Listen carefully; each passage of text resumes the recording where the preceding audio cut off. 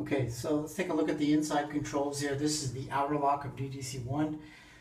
We've already talked about the oxygen system, but this T-fitting that you see here is the exhaust outlet. So when we ventilate the chamber, the gas will be going out that exhaust T.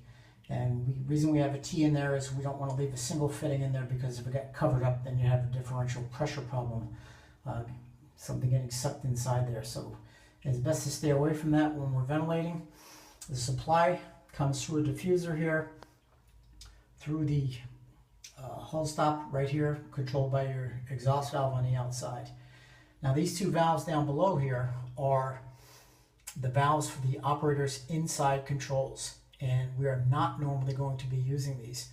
So the taped valves that we looked at earlier on the outside match these valves on the inside. So you have right here, you have your exhaust valve. That's the inside exhaust for the Outerlock, and then the inside supply for the Outerlock. So if I were to open this valve right now, I should get some gas through here. And then of course down below, that is our overboard dump for our oxygen. The penetrator that you see right here is plumbed for our sampling gas for our oxygen analyzer. And then we have also a penetrator up here. That is actually a sintered filter that is a snubber device for our depth gauge. So that goes out, that's where our depth gauge is plumbed into. And we have a sound powered phone right here. The sound powered phone is in the event we lost our comms, we could simply take this phone off, hold it up to our ear, and talk to the operator on the outside, kind of like a coffee can with some lines tied between it.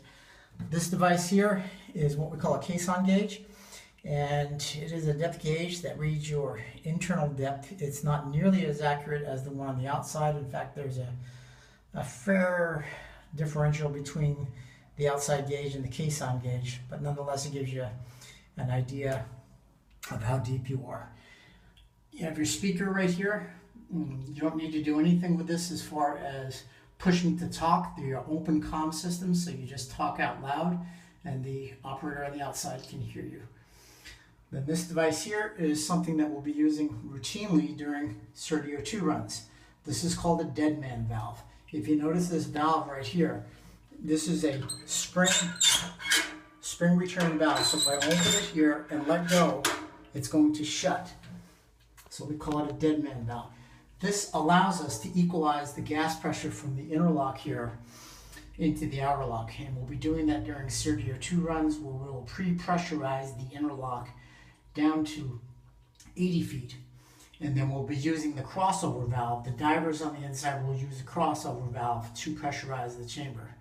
So that is the only time where the occupants will pressurize the inside. They'll run their own pressurization down on a Serdio 2 run. The reason we do that is because we want to conserve air, and we need to get down to depth relatively quickly.